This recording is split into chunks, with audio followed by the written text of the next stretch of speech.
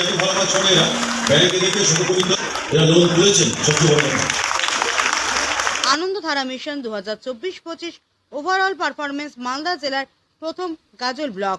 মঙ্গলবার বিকেল 4টে নাগাদ গাজল পঞ্চায়েত সমিতির সভাপতি মোজাম্মেল হোসেন বলেন, মালদা জেলা শাসক দপ্তরে মালদা জেলার 12টি ব্লকের আধিকারিক ও মালদা জেলার সকল পঞ্চায়েত সমিতির সভাপতি সকলকে ডেকেছিলেন। সকলের উপস্থিতিতে আনন্দধারা মিশন প্রকল্পের 2024-25 ওভারঅল পারফরমেন্সের ভিত্তিতে পুরস্কৃত করেন। গাজল ব্লক প্রথম পুরস্কার পেয়েছেন, দ্বিতীয় পুরস্কার পেয়েছেন বামনগোলা ব্লক, তৃতীয় পুরস্কার পেয়েছেন হাবিবপুর ব্লক। গাজল ব্লকের সমস্ত আধিকারিক ও গাজল পঞ্চায়েত সমিতির সকল কর্মাধ্যক্ষ সকল সদস্যদের ধন্যবাদ জানাই এই সফলতার জন্য।